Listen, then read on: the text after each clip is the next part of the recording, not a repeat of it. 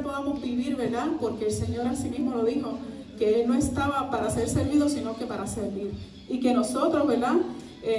Como una expresión popular, ¿verdad? No sé si la debo decir, ¿verdad? Que pueda ser nuestro moto en la vida, ¿verdad? Nuestra dirección.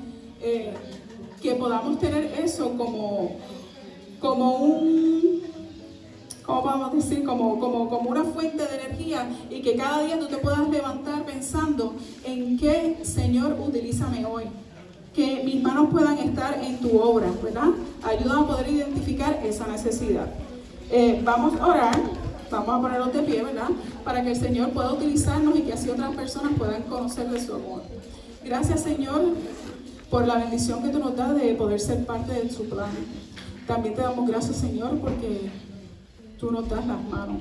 Te pedimos, Señor, que nosotros podamos ser tus manos aquí en la tierra y que cada día podamos ayudar a más personas y alcanzarlas y poderles hacerles saber de tu amor. Perdona nuestras faltas, Señor, y ayúdanos a que cuando tú vengas en gloria nos podamos ir contigo. En el nombre de Jesús.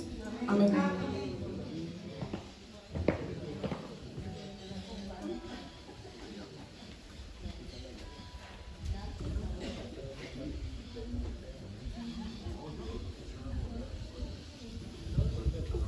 Ahí tenemos los niños, y hay una senda que el mundo no conoce y nosotros la tenemos que enseñar. Y dice: hay una senda que el mundo no conoce, hay una senda que yo pude encontrar. En Cristo tengo la salvación de mi alma, Cristo es la senda que me puede salvar. En Cristo tengo la salvación de mi alma, Cristo es la senda que me puede salvar. Solamente en Cristo, solamente en Él, la salvación se encuentra en Él. No hay otro nombre dado a los hombres, solamente en Cristo, solamente en Él. Hay una senda que el mundo no conoce, solamente en Cristo, solamente en Él. Así que tú y yo somos los invitados a compartir esa senda. Dios le bendiga. Familia, ¿cómo la están pasando hasta ahora? ¿Cómo se sienten? Música, historias, dinámicas. Estamos contentos porque hasta ahora vamos disfrutando y gozando de la presencia de Dios y también de cada parte de la programación. Quiero compartir algunos anuncios después de nosotros terminar el servicio. Recuerda que tenemos una parte muy especial después del culto, que es que el almuerzo. Muy bien. El almuerzo. Aquí nos encontramos algunos miembros de la iglesia Ponce 2 y Ponce 5. Ponce 2 estando como Ponce 5 trajo su almuerzo, pero a la hora de servirnos vamos a compartir los almuerzos. Si alguno quiere compartir y probar la comida de Ponce 2 y de Ponce 5, puede hacerlo, y viceversa, de tal forma que podamos compartir todos como hermanos. Se hizo provisión para que pudiéramos compartir todos. Así que en la parte de arriba de los baños están los baños, en la parte donde están las oficinas. Las personas que quieran tener acceso a ellos, ya saben que es allá arribita. Allá hay unas aguas que están disponibles para ustedes. Hay un paquete de agua, las personas que tengan sed y pueden acceder allá. Ahí están las aguas. Después del almuerzo tenemos un taller de parejas que será de 2 a 3 de la tarde. Así que le invitamos para que se queden y aprovechen toda la programación de este día. Las personas que están haciendo planes de acompañarnos en el retiro de parejas el 11 de septiembre, del 11 al 13 de septiembre, que ya tenemos en lista, vayan haciendo una alcancía y vayan metiendo allí las moneditas que les sobran en el mercado, porque de aquí a septiembre necesitamos cancelar 270 por parejas. Hay unas parejas que la iglesia está patrocinando, mayormente son no adventistas, y otras que están allí incluidas, pero si usted está incluido allí, vaya haciendo ese ahorro para esos días. Así que eso es todo. Vamos a colocar, vamos a buscar en nuestras Biblias el libro de Proverbios, capítulo 23, versículo 26. Proverbios 23, 26, vamos a tener esta lectura. antes de la recolección de los diezmos y las ofrendas. Proverbios 23, 26. ¿Cuál cree usted que es la mayor ofrenda que usted pueda darle a Dios? $1,000, $5,000, $10,000.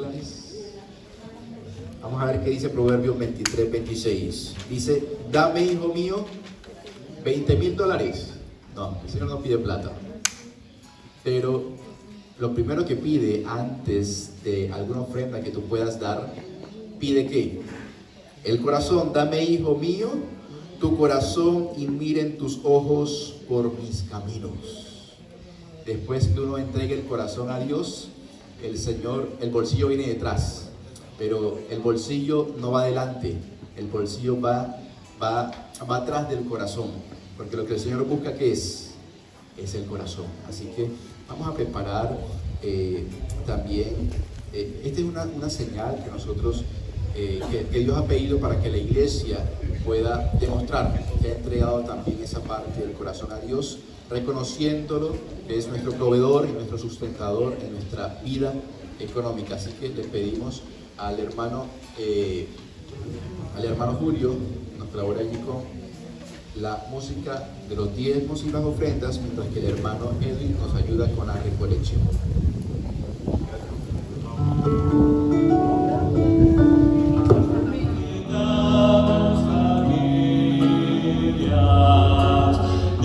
Necesitamos del Señor, eres el único que puede llenar nuestras vidas con amor. Tu iglesia, Señor, es la familia que nos une, alienta y da valor. Distintas naciones y colores, pero todos con una misma fe. Edificamos familias, necesitamos del Señor. Eres el único que puede llenar nuestras vidas con amor.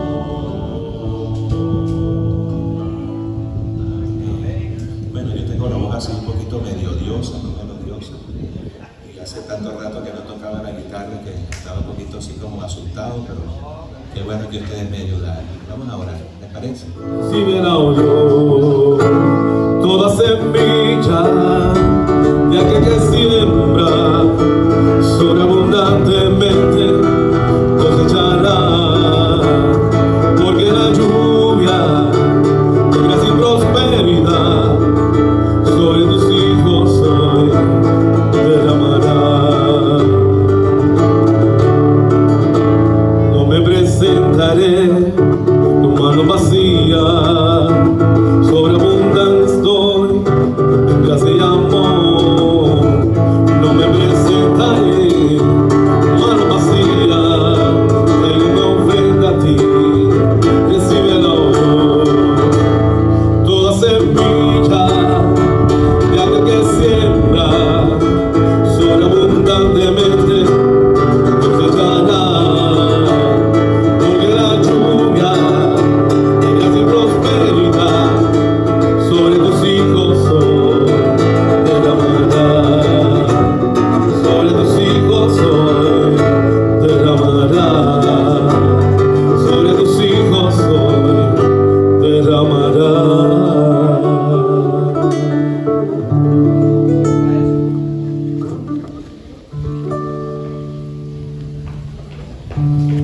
A veces creemos que es mucho lo que damos a Dios y poco lo que recibimos de Él, pero siempre será muy poco lo que daremos a Dios en comparación de lo que hemos recibido de Él. Así que vamos a orar para que el Señor bendiga estos recursos y los encamine a la culminación de su obra y la predicación de su palabra. Así que vamos a orar.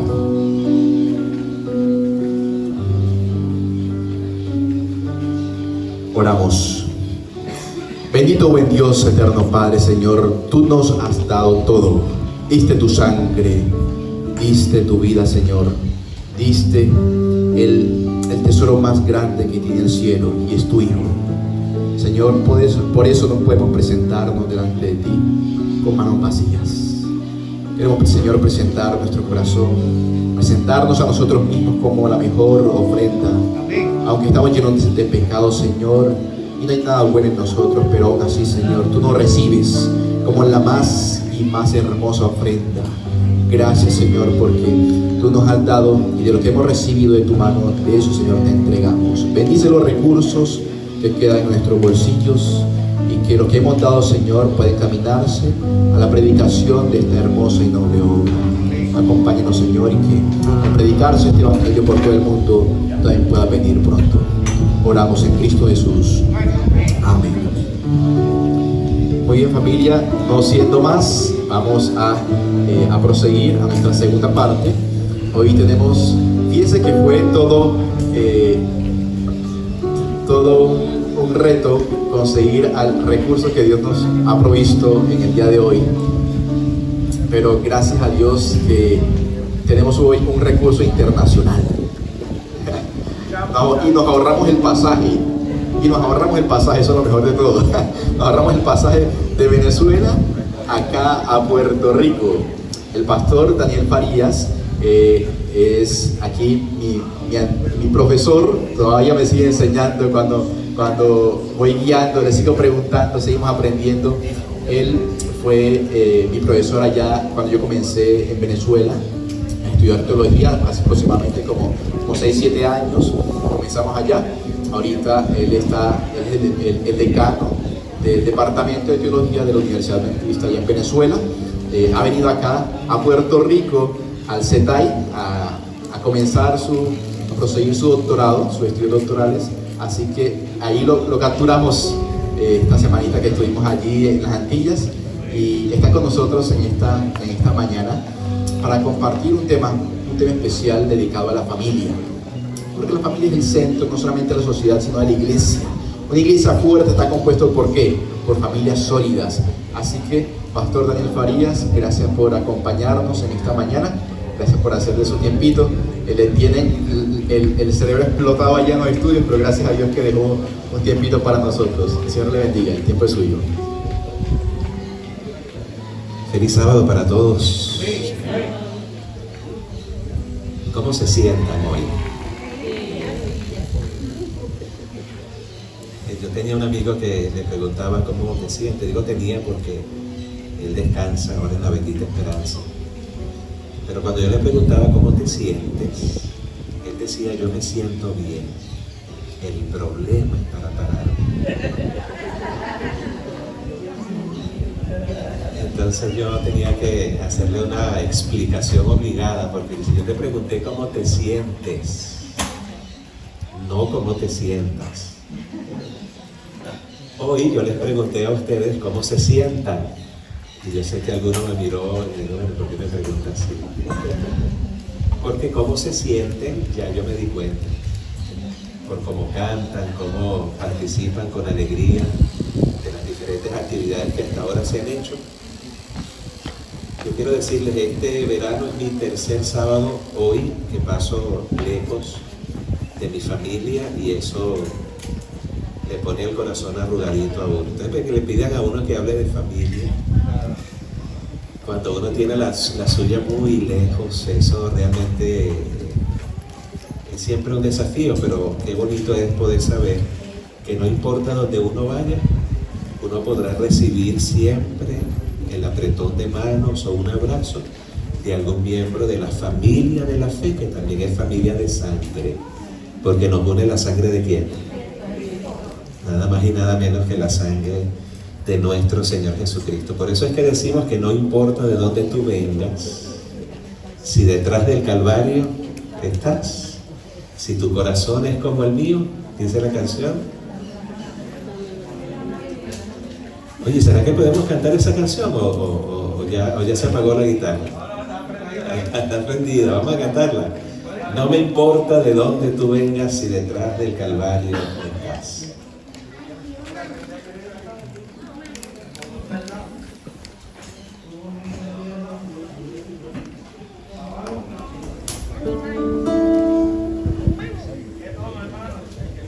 Si la tomas en re o en mi, está bien. Más de mi. No me importa de dónde tú vengas, si detrás del Calvario estás. Si tu corazón es como el mío, dame la mano y mi hermano será. Dense la mano, dense la mano.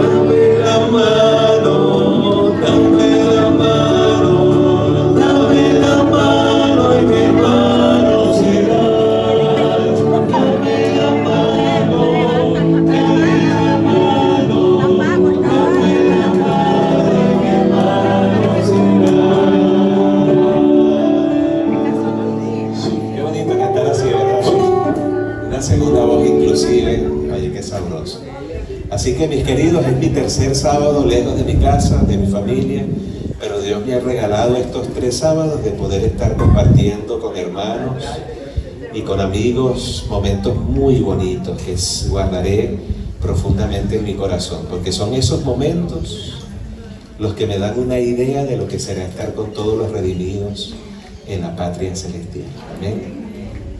Vamos a cerrar nuestros ojos y vamos a orar.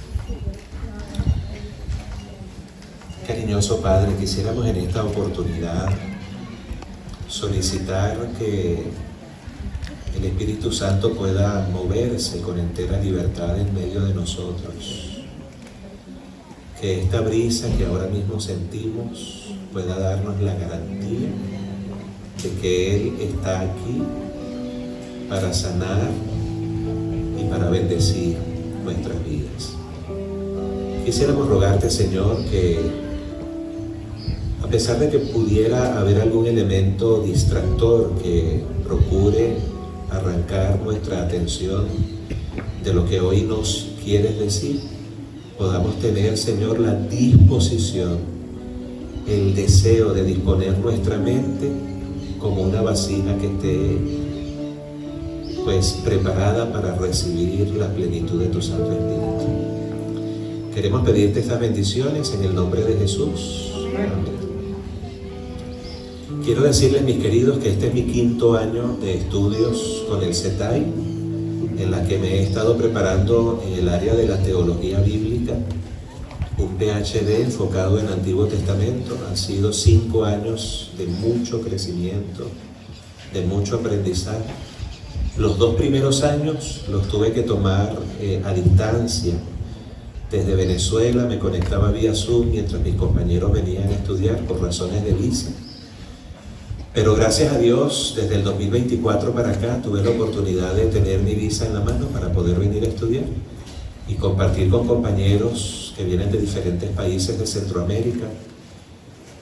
Ha sido para mí una experiencia sumamente enriquecedora. Y conocer a la iglesia adventista aquí en Puerto Rico, en diferentes lugares donde he tenido la oportunidad de predicar, de lejos y de cerca, he podido sentir la calidez de lo que significa ser miembro de esta iglesia tan especial. Gracias por el cariño que he recibido. Hoy tuve la oportunidad de conocer a un paisano, a Freddy Villamizar, casado con una boricua. ¿Cuántos años entonces ya? 17 añitos, y todavía se hablan, ¿verdad? Y ellos tienen 71, que es lo mismo pero al revés. Sí se dieron cuenta, ¿no? Esos números, si estuviéramos en Venezuela, estuvieran diciendo, juégatelo. ¿Aquí también? Lo cierto es que aunque nosotros no jugamos lotería, estamos ricamente bendecidos por el Señor. ¿De qué vamos a hablar la mañana de hoy? Bueno, esta mañana de hoy vamos a hablar de crianza, de estilos de crianza. Para quienes ya criaron, pues eso pudiera no ser tan apelativo, tan llamativo, enganchador, como diríamos nosotros. Pero no importa si ya tú estás en esa etapa de abuelo o en esa etapa de tío, todo lo que hoy vas a escuchar te va a ayudar. Si estás en esa etapa de crianza, obviamente lo que hoy vamos a desempacar es sumamente relevante y nunca está de más invertir tiempo para hablar de estas cosas. En horas de la tarde vamos a estar desarrollando un tópico que yo creo que va a ser también muy importante, tanto para los que están creciendo como para los que ya tienen su vida hecha. Estaremos hablando de el arte de saber pelear, cómo tener una pelea limpia. Y no estamos promoviendo conflictos o peleas, sino que estamos dando por sentado que es una realidad que forma parte de lo que es la vida en familia. El que haya ¿qué? Conflictos, peleas. Entonces vamos a definir lo que es un conflicto y vamos a desempacar principios que nos van a ayudar a cómo tener una pelea limpia. Pero ahora vamos a hablar acerca de por lo menos 3 principios que pueden equiparnos para desarrollar un estilo de paternidad que sea coherente con el carácter de Dios. Y cuando hablamos de la paternidad, no estamos hablando solo de quienes ahora están criando hijos, sino de aquellos que tienen una figura de autoridad en el ámbito donde se demueven. Si tú eres un anciano de iglesia, tú eres un papá para muchos en la iglesia. Si tú eres un líder departamental, cuando hablo de un líder de departamento, estoy hablando de directores de departamentos como de hogar y familia, ¿sí? O como el departamento de mayordomía o de escuela sabática o sociedad de jóvenes. Tú eres alguien que ostenta esa posición y eres de alguna manera una figura de autoridad, y están bajo tu responsabilidad personas que te ven, a quienes tú vas a modelar. Entonces no importa si eres o no papá, los principios que vamos a desempacar, yo estoy seguro, nos van a ayudar en esa área tan difícil de nuestra vida, que son nuestros vínculos. El primer versículo de la Biblia que me gustaría que desempacáramos me va a permitir introducir el primer principio de lo que es este tema: estilos de crianza. Eso de criar hijos es la tarea más complicada, dirían algunos, porque requiere 24 horas al día, 7 días a la semana, 365 días del año, y es complicada. Una tía que yo tengo decía: yo prefiero criar cochinos, hablando de los cerdos. ¿Han escuchado ustedes esa frase por aquí, por estas tierras? ¿No? Bueno, ella lo decía en un momento de enojo, cuando los hijos estaban haciendo y deshaciendo y no había manera de aplacarlos, y ella, frustrada, desconcertada, llegó a decir que por eso es que ella prefería criar animales antes que criar gente, porque era uno de los trabajos más ingratos de la vida. Y entonces yo, pensando en eso, comencé en mi proceso formativo a buscar la manera de encontrar aquellas cosas que funcionan para que mi labor como papá no fracasara. Porque no viene al caso, pero yo crecí en un hogar disfuncional donde no tuve la figura paterna, no tuve esa dicha. Yo estoy pendiente de mi padre biológico, el que me engendró, pero él nunca vio de mí. Y esa realidad hace que uno se haga preguntas y procure siempre hacer las cosas de manera que a uno no le toque, o a mis hijos, por ejemplo, yo pensaba, yo que no quiero que mis hijos tengan que vivir una experiencia como la que yo tuve que experimentar. Entonces, hoy yo tengo 2 hijos adultos. El mayor tiene 28 años, está recién casado. El menor tiene 24 años y está a punto de casarse, ya tiene casi todo montado. Así que ellos ya volaron del nido, cada uno está proyectándose con su pareja, hacer su propio nidito, Y ya tienen cada uno su profesión. Uno de ellos es administrador, como mi esposa, que es contadora, y el otro es ingeniero biomédico, y cada uno de ellos ahora está trabajando, y yo me siento satisfecho con lo que ha ocurrido en la vida de mis dos muchachos, varones. Entonces, ¿qué es lo que un papá, una mamá tienen que saber si es que quieren tener éxito en su labor como padres? Vamos a buscar en nuestra Biblia Jueces, capítulo 13, y vamos a leer el versículo 8 para recordar lo que es el primer principio que hoy vamos a desempacar, y es adoptar una filosofía divina de paternidad. ¿Cuál es el primer principio que estamos desempacando? Adopta una filosofía divina de paternidad. ¿Y qué es eso? ¿Con qué se come eso? Bueno, vamos a leer Jueces capítulo 13, versículo 8. Vamos a escuchar.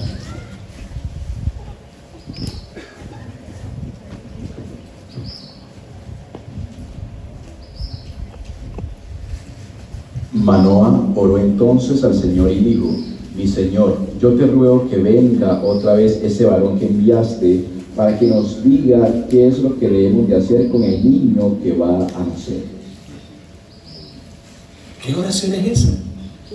Es la oración de un papá llamado Manoah, que frente a la inminencia del nacimiento de su primer hijo, imagínense, tantos años él junto con su esposa pidiéndole a Dios un hijo y no podían tenerlos. Ya ellos estaban bejucones. Perdonen la expresión, allá en Venezuela se habla de personas que ya han pasado cierta etapa de la vida y están casi que entrando al ocaso de su vida como pareja. Y en esa etapa un ser celestial vino a decirles que iban a tener un hijo. ¿Cuál fue la oración de Manoah en ese contexto?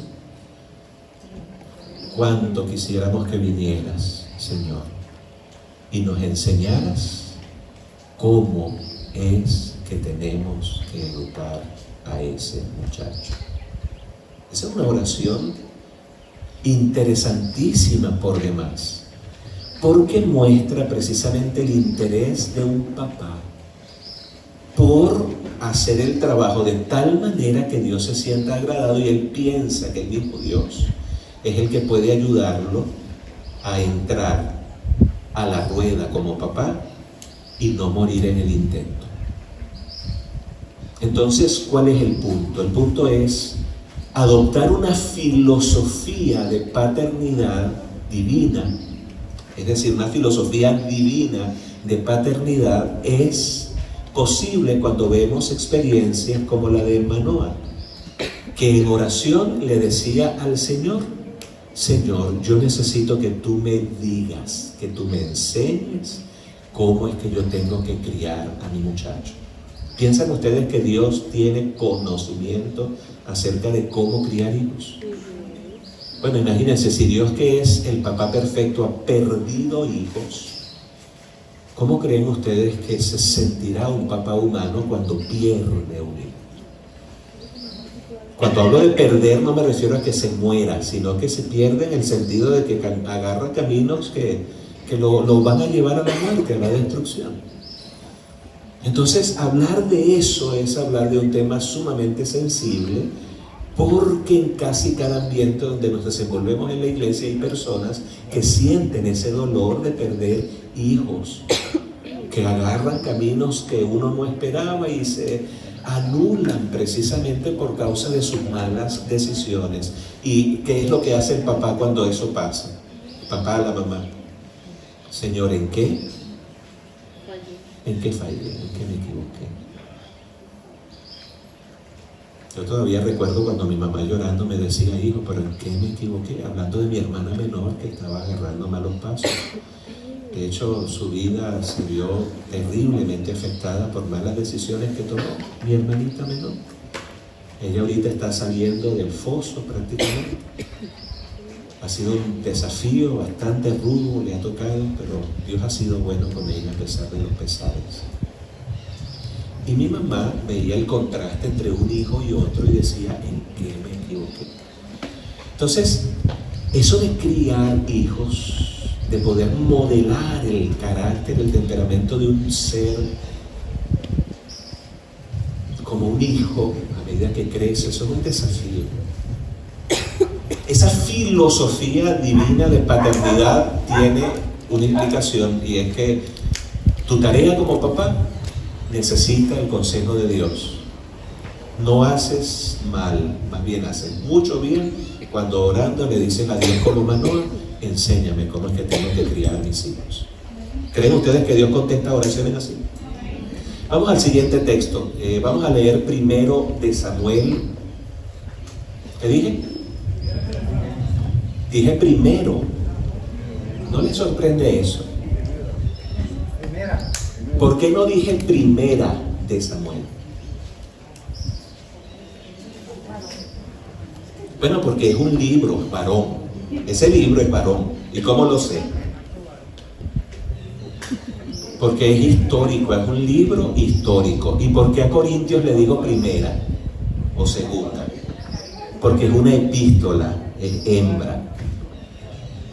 Hay un asunto que debemos corregir en la iglesia y de a poquito ustedes me van a ayudar. Cuando hablemos de Samuel, primero y segundo, no digamos primera, porque no es una carta, no es una epístola, es un libro histórico. Por lo tanto digo libro primero de Samuel, libro segundo de Reyes, libro primero de Crónicas.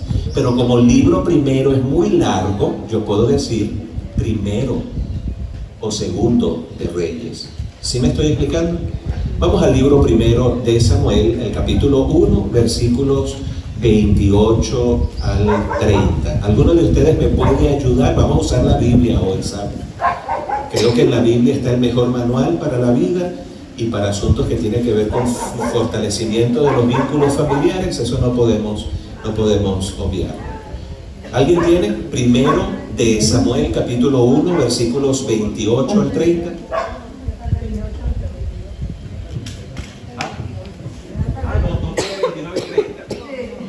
¿Tiene solo 28?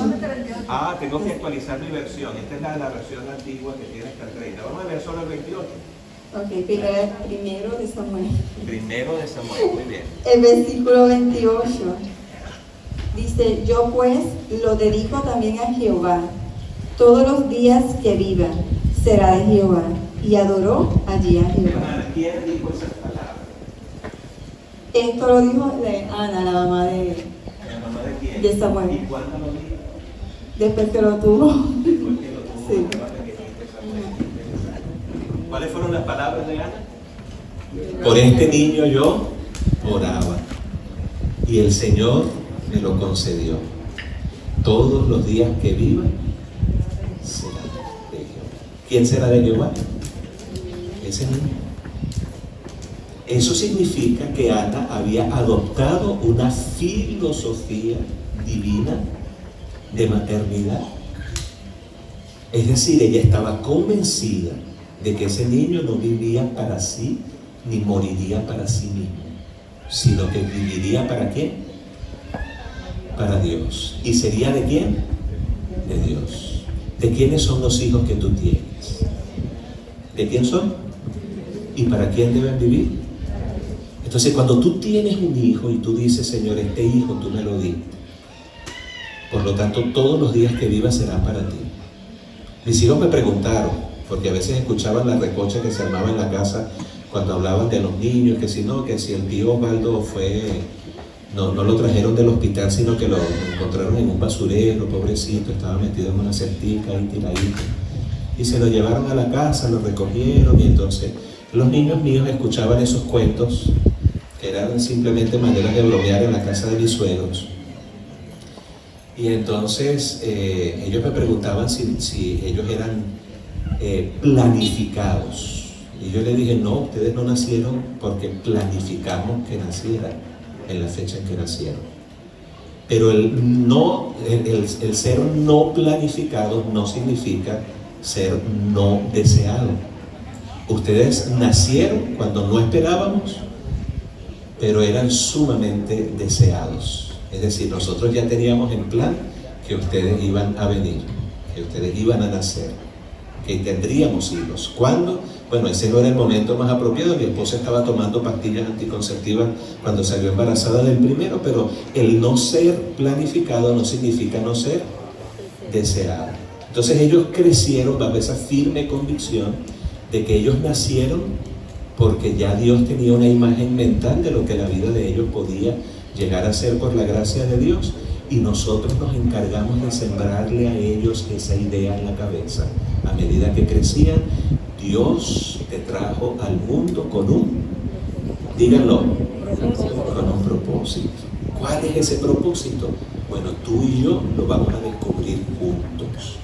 Vamos a descubrir cuál es ese propósito. Y en la medida que Dios se revele a tu vida para mostrarte el plan que tiene para ti, nosotros vamos a cooperar con Dios en el pleno desarrollo de ese plan. ¿Están conmigo? Entonces Ana quería tener un hijo. Lamentablemente Dios había cerrado su matriz. El problema sabemos que era de ella, que no podía tener, y no del esposo. ¿Por qué? Bueno, porque para infortunio de Ana, su esposo tenía a otra mujer. ¿Era el plan de Dios que un hombre tuviera dos mujeres? ¿Qué piensan ustedes? No, yo creo que no. Es un problema serio. Hay un cantante venezolano que ya murió, se llama Simón Díaz. Él decía: un hombre con dos mujeres tiene la vida perdida. Si no lo embroma la esposa, lo envenena la querida. No se vayan a reír, estamos hablando de cosas serias ahorita. Así que vamos al texto bíblico otra vez. Ana tenía que compartir a su esposo con otra mujer. En aquellos días, si él le compraba un par de zapatos a Penina, tenía que comprarle el mismo par de zapatos a Ana, tan bonitos, de la misma calidad o mejores. Bueno, no debería haber esa rivalidad, pero lo cierto es que había rivalidad entre ellas. Penina tenía hijos, pero Ana lamentablemente no podía tener hijos. Así que ella, con devoción, un día fue al templo, oró al Señor, le pidió un hijo, pero con toda su alma. El sacerdote pensaba que estaba ebria porque solamente se movían sus labios. Le dijo: mira, mujer, ¿por qué no digieres tu vino y dejas que te pase la borrachera y después vienes a la iglesia? Me dice: no, yo no estoy ebria. Al contrario, he derramado mi alma delante. ¿No le llama eso la atención?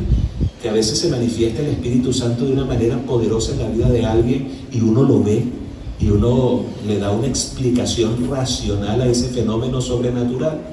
En la iglesia, en ese momento, está ocurriendo un fenómeno sobrenatural, porque se está gestando un milagro por obra del Espíritu Santo, y el sacerdote lo ve y cree que la mujer está ¿qué? ¿Les parece algo eso casual que en Hechos capítulo 2 también se está derramando el Espíritu Santo sobre los discípulos en el Pentecostés, y la gente afuera que dice?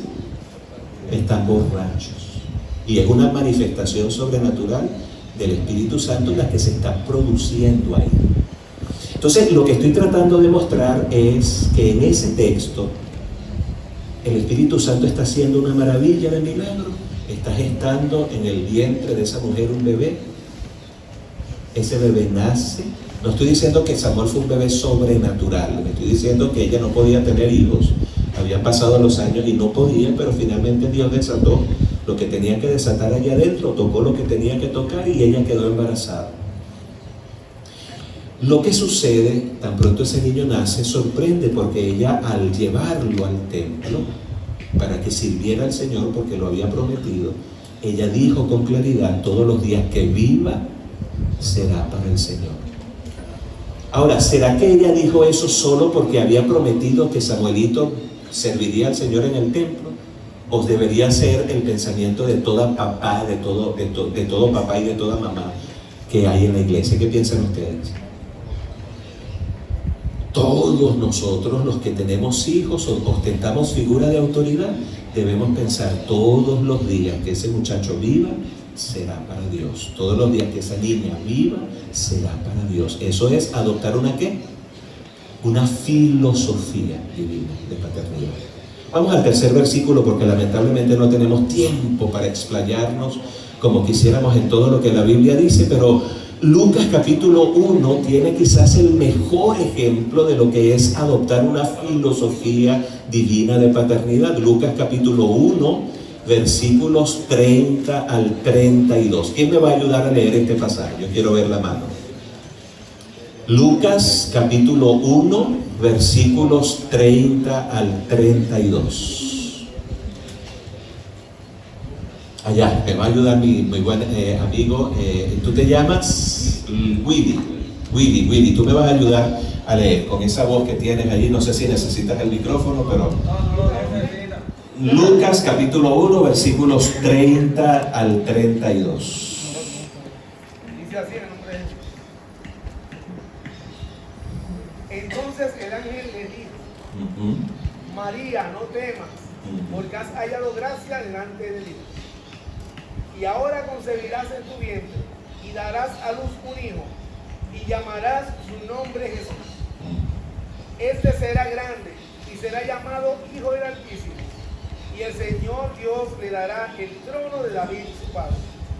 ¿Crees tú que los hijos que Dios te ha dado son hijos del Altísimo? Levanten la mano los que lo creen. ¿Cómo creen ustedes que se sentía María cuando supo que tendría un hijo de Dios?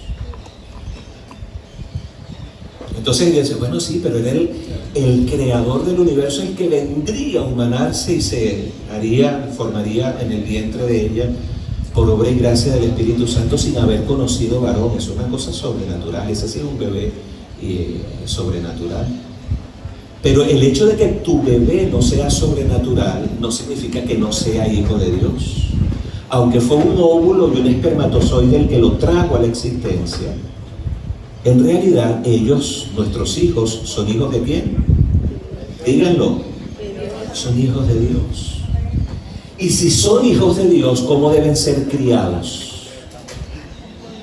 En el temor de Dios, de acuerdo a los principios de Dios, recibiendo las enseñanzas de Dios, procurando que ellos cumplan el plan ¿de quién?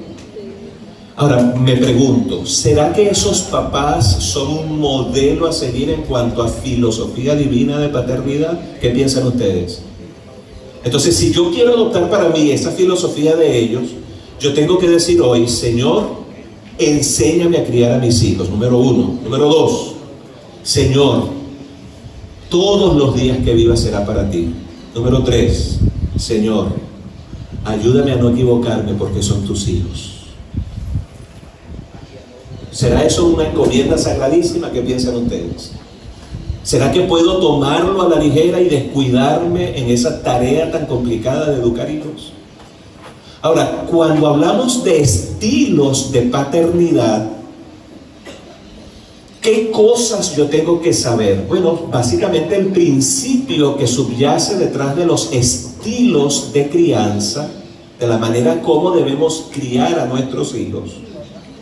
Nosotros podríamos hacer empíricamente un análisis de cómo ha sido el estilo de crianza de nuestros padres, de nuestros abuelos, y empezar a mirar las personas a nuestro alrededor para ver cómo lo han hecho y qué resultado ha tenido ese trabajo que han hecho de la manera como lo han hecho.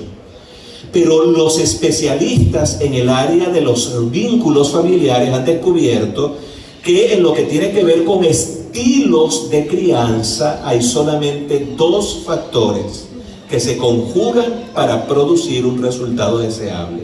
¿Cuáles son esos 2 factores?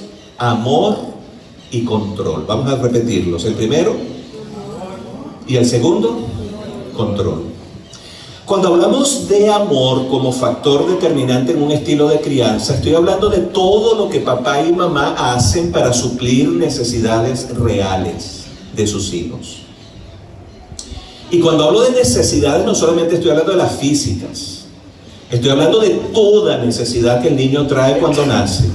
¿Sí? Las necesidades de afecto son primarias, pero de ser atendidos en los aspectos físico, mental, social y espiritual es una cosa evidente. Todo lo que papá y mamá hacen para satisfacer una necesidad real de sus hijos, esos son los niveles de ¿qué dijimos? Díganlo. Niveles de amor. Niveles de amor. El otro principio, control.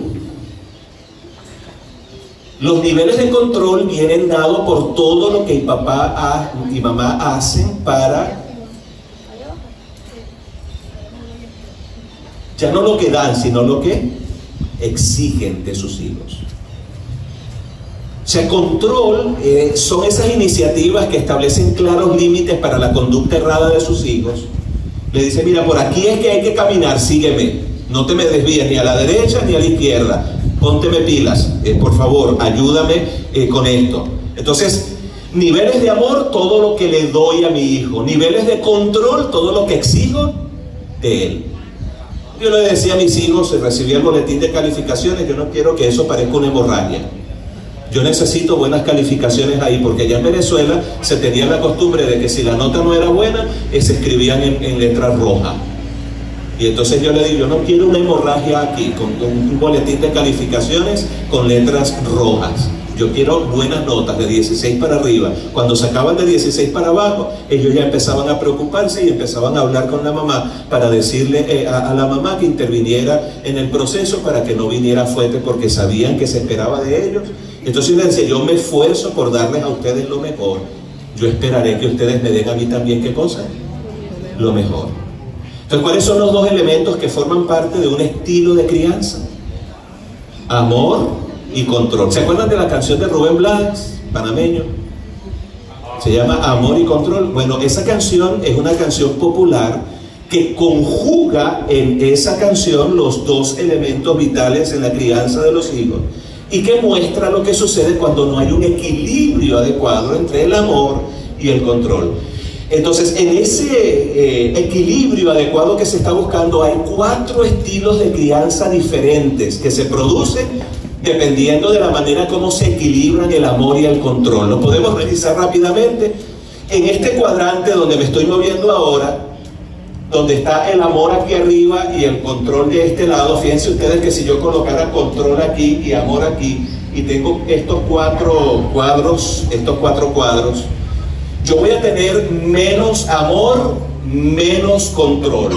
Aquí tengo menos amor y más control. ¿Me están siguiendo? Aquí yo tengo un menos, aquí un más. Aquí yo tengo un menos y aquí un más. Si hay un papá que tiene menos amor y tiene menos control y se mueve en este cuadrante, ¿cómo se le llama ese estilo de crianza? Negligente. ¿Cómo se llama? Negligente. Este es el cuadrante de los papás negligentes. ¿Cuáles son esos papás negligentes? Poco aman y poco ¿qué? Controlan. Pero ¿qué pasa si hay un papá que ama mucho, más amor, pero menos control? Mucho amor, pero poco control. ¿Cómo se le llama ese estilo de crianza? Bueno, si aquel es negligente, este que da mucho amor, pero poco control, es indulgente. Vamos a ir poniendo las piezas. Este es indulgente. Vamos a bajar a este, o a subir a este. ¿Este cuál sería? El del que tiene mucho amor, pero también tiene mucho control. Amor y control. ¿Cuál sería el cuadrante ideal? Este, porque tiene un equilibrio entre lo que se le da y lo que se le pide al muchacho. ¿Cómo se le llamaría a este estilo de crianza? Autoritativo. Podemos decir, no es autoritario, es autoritativo. ¿Por qué razón? Porque ese estilo de crianza equilibra los niveles de amor con los niveles de control. Y si me paso a este cuadrante, ¿cómo se llamaría este estilo de crianza donde hay poco amor pero mucho control? ¿Qué pasa con ese papá? No ama pero controla. ¿Cómo se le llama ese? Autoritario. Tenemos 4 estilos de crianza. ¿Cuál es el primero? Negligente. El segundo, indulgente. Este que está aquí donde estoy parado, autoritario. Y el cuarto, autoritativo. Entonces ya tengo los 4 estilos de crianza. Podremos hacer rápidamente una pequeña descripción verbal de esos 4 estilos de crianza, rápidamente, a ver si podemos tener una imagen mental de un cuadro verbal de esos 4 estilos. Vamos a hablar del primero, el indulgente. Dijimos bajos niveles de ¿qué? De amor y bajos niveles de control. Esos niños que crecen bajo ese estilo de crianza, prácticamente ese estilo de crianza es el estilo de los papás ausentes, que pueden llegar a ser ausentes porque el trabajo, los compromisos, la negligencia en el vivir hace que esos muchachos crezcan a la buena de Dios. Ellos no saben el significado de la palabra amor, porque no han experimentado amor de manera genuina, jamás. No ha habido nadie que supla sus necesidades y tampoco ha habido quien le establezca claros límites para su conducta. Esa clase de muchachos se convierten en antisociales, delincuentes, que se rebelan contra cualquier figura de autoridad porque no saben vivir en sociedad. Tienen muchas carencias, una muy profunda baja estima y probablemente no llegarán muy lejos por causa de esa triste realidad. Un hijo que crece bajo esa orientación, y por cuanto los papás modelan lo que será la visión que ese hijo tendrá de Dios, crecerá creyendo que Dios es un papá ausente, que no le importa a él. Él crecerá sintiendo y pensando que si Dios existe, no se interesa por él ni le importa su vida, porque él ha crecido bajo una orientación donde los adultos que debieron cuidar de él y darle amor y exigir para él claros límites para su conducta no lo hicieron. Hablemos un poquito del papá indulgente. Cuidado, no le pegues al niño, porque yo no quiero que él se atrofie como me atrofiaron a mí. Yo estaba escuchando a la cuñada en estos días hablando con la mamá y le decía: mamá, yo recuerdo que tú me pegaste por lo menos 2 veces, porque todas las demás fueron intentos de asesinato. La suegra se puso enojadísima cuando la muchacha le dijo eso, así de: no, mamá, estaba echando broma. Pero no, echando broma a veces se dicen cosas, ¿no? Yo no sé si lo vio por ahí en un videito de Instagram o algo así por el estilo, pero lo cierto es que estamos hablando de esa idea de cuidado, no me atrofies al muchacho. Todo lo que el niño pide, se le da. Entonces hay amor malentendido, porque todo lo que el niño quiere se le da, todo lo que pide, así sea con llanto, se le otorga. Al niño nunca se le cuestiona, nunca se le contraría, no se le dice nada que aporree su débil y frágil humanidad. Y entonces el niño crece bajo esa orientación donde todo amor y cariño en la casa, pero no se establecen claros límites para la conducta del niño. Entonces, ¿qué es lo que pasa? Ese muchachito crece creyendo que todo el mundo tiene una deuda con él. Y él va a vivir de la manera como vivirá, generando problemas también y dificultades en todo ambiente social donde se desenvuelva, por causa de ese desequilibrio entre los niveles de amor y los niveles de ¿qué? De control. Antes de pasar al autoritativo, vamos a ir al autoritario. Dijimos que ¿qué pasa con este? Tiene bajos niveles de amor, pero altos niveles de control. Dijimos que se llama autoritario. Ese estilo de crianza es el de los papás que tienen a sus hijos como unos soldaditos. ¿Ustedes han visto los clubes de conquistadores y de guías mayores, cómo los muchachos se ordenan para participar de orden cerrado? Atención, discreción, a paso de ruta, de frente. Y ustedes ven esos muchachitos como unos soldaditos. Porque el papá y la mamá, bajo esa orientación, le dan más importancia a las normas que a cualquier otra cosa. Así que el muchacho se encuentra con claros límites para su conducta, pero no sabe el significado de la palabra amor. Ese es el papá ¿qué? Autoritario. Entonces esos muchachos crecen desafiando toda figura de autoridad, no importa cómo se presente. porque ellos han crecido bajo ese esquema tan rígido que llega un momento en que ellos, cuando pueden saberse ya libres de ese yugo, entonces se desatan, y ahí es donde vienen los problemas en la vida de esa pobre criatura, que por no tener claros límites para su conducta, entonces, o mejor dicho, tenía tantos límites para su conducta que llega un momento en que se desata y la cosa se pone color de hormiga. Entonces, ¿cuál es el ideal en los estilos de crianza? Altos niveles de amor y altos niveles ¿de qué? De control. Amor y control.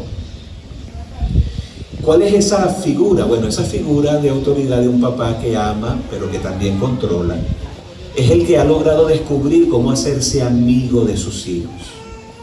Pueden conversar con sus hijos de cualquier tema y sus hijos no le esconden, no le guardan nada. Buscan su consejo porque son amigos, se sienten amigos cercanos. Y no solamente los hijos que crecen así bajo esa orientación saben que tienen a un papá que los va a escuchar sin juzgarlo, a papá y a mamá, sino que ellos van a establecer claros límites para su conducta cuando le dicen: mira, te estás portando mal y te voy a dar fuerte por esto y por aquello. Entonces, ese tipo de disciplina que se otorga con amor, lo que algunos llaman mano de hierro, pero con guante de seda, es lo que produce el equilibrio que tanto pregona Rubén Blades, que en un estudio que hizo logró componer esa canción precisamente por causa de esos dos elementos, para descubrir que definitivamente lo que funciona es precisamente eso, el equilibrio entre amor y control. ¿Cuántos estilos de crianza hay entonces? Haciendo un resumen: indulgente, negligente, autoritario y autoritativo. Entonces, esos 4 estilos de crianza son los que hacen que la dinámica de una relación familiar fluya o se estanque, y eso todo va a depender de la manera como asumamos nuestros roles. ¿Cómo cría Dios a sus hijos? Él da amor a manos llenas, pero también exige, espera, establece claros límites para su conducta. ¿Qué pasa, por ejemplo, en la Biblia con esos padres que hemos visto? Bueno, en la Biblia ustedes van a encontrar un ejemplo de papá negligente. Bueno, Acaz es emblemático. El rey Acaz sacrificó a sus hijos a los ídolos paganos. O sea, un rey creyente haciendo eso es una cosa que tú dices: ese rey, su hijo le importaba un pepino, no había ni amor ni control. Un ejemplo de papá indulgente, mucho amor y poco control. Bueno, David es un ejemplo, Elí, el sumo sacerdote, es otro. ¿Qué dice la Biblia de ellos? Estaban sus hijos tumbando la iglesia y su papá no los estorbaba. Entonces, mucho amor, pero mal entendido, y poco ¿qué? Y poco control. Imagínense ustedes, le da un papá autoritario, porque ese papá, Saúl, le daba más importancia a la norma que a la propia vida de su hijo. ¿Se acuerdan de aquella batalla? Le dijo: mire, nadie probará bocado hasta que no se decida esta guerra. Y su hijo estaba en una escaramuza por allá con su paje de armas, y cuando venía encontró un panal de miel y se lo comió y se le aclararon sus ojos. Cuando su papá se enteró, dice: a mí me importa que sea mi hijo, va a morir. Yo dije que nadie comería hasta que se decidiera esta batalla, y él comió. Si no es porque el pueblo se mete para impedir que él cometiera ese homicidio, hubiera matado a su propio hijo. Le daba más importancia a la norma que a la propia vida de sus hijos. Entonces, ese tipo de cosas las tenemos en la Biblia. Y un ejemplo de paternidad responsable, donde hay equilibrio entre amor y control. ¿Ah? Pues fíjate que no, Samuel no es el mejor ejemplo. Samuel, a pesar de que tuvo para verse en el espejo del sacerdote Elí, cometió el mismo error que Elí. Cuando lees unos capítulos más adelante la vida de los hijos de Samuel, ellos estaban haciendo mal y poniendo en descrédito, pero él no, él los corrigió. Pero es una cosa interesante que uno ve, pareciera algunos mencionan que parece increíble que eso esté pasando con Samuel cuando Samuel había visto en Elí lo que había sucedido con él. Quizás pudiéramos pensar que él entraría en un terreno neutral, ¿será? En el que él hizo lo mejor que pudo como papá, pero sus hijos finalmente tomaron sus decisiones. Eso también puede pasar. Bueno, eso lo podríamos dejar allí. Pero debemos terminar nuestra reunión de hoy desempacando, por lo menos de esta parte del día, desempacando el último principio que ya en la programación previa se desempacó. Así que prácticamente me hicieron el trabajo y lo que vamos a hacer es simplemente resumir lo que allí se mencionó a grandes rasgos. Parece que es de dominio público porque vi que varios lo mencionaron. Los 5 lenguajes del amor que de alguna manera explican el tercer principio que queremos desempacar, y es amar a los hijos intencionalmente. ¿Cuál es el tercer principio? Bueno, ya este es el tercero que necesitábamos. El primero dijimos, adopta una filosofía divina de paternidad, número 1. Número 2, practica el mejor estilo de crianza. ¿Cuál es? El autoritativo. Y el tercero, ama a tu hijo intencionalmente. ¿Qué significa amar intencionalmente? Significa que yo le voy a decir que lo amo a mi hijo en el idioma que él entiende. En mi casa, mi hijo menor entiende el contacto físico como lenguaje de amor. ¿Cómo yo lo sé? Desde que él era chiquito, por ejemplo, los domingos, que a uno le gusta levantarse a las 8 de la madrugada, él se metía en la cama y comenzaba, primero con su mamá, le empezaba a dar besitos desde la punta de los pies hasta la cabeza, hasta la coronilla. Le iba dando besitos. Y cuando terminaba de hacerle mimos a su mamá, se iba para el otro lado de la cama y se paraba desde una esquinita y hacía un brinco y saltaba sobre mí y dejaba que su cuerpecito descansara o se estrellara, pero con toda la fuerza que pudiera sobre mí, y era esa su manera de decirme que me quiere. El contacto físico para él es fundamental. De hecho, ya grande, él se escondía detrás de la puerta cuando sentía que ya yo venía llegando y escuchaba las llaves en la puerta. Él se escondía detrás de la puerta y cuando yo abría la puerta yo no lo veía, obviamente, porque él estaba metido en la parte de atrás, pero cuando hacía así para cerrar la puerta, él se venía desde atrás y con toda la fuerza que tenía me daba con su cuerpo. Y esa era la manera de él recibirme. A veces, si yo no me agarraba bien, me podía tumbar, porque ya él estaba más grande. Entonces es su manera de decir te amo, papá. Ese contacto físico, pero no solamente a fuerza de empujones. A veces yo me doy cuenta, él se me acerca y comienza a pasarme la mano por la cabeza. A veces me abraza, el otro no hace eso, el mayor no hace eso. Entonces, ¿qué me está diciendo eso a mí?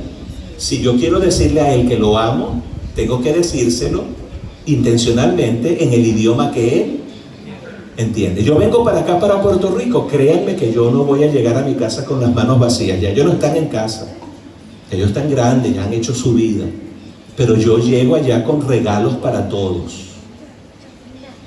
Pero ¿quién va a valorar más el regalo? ¿El que entiende de contacto físico o el que entiende de regalo, que es el mayor?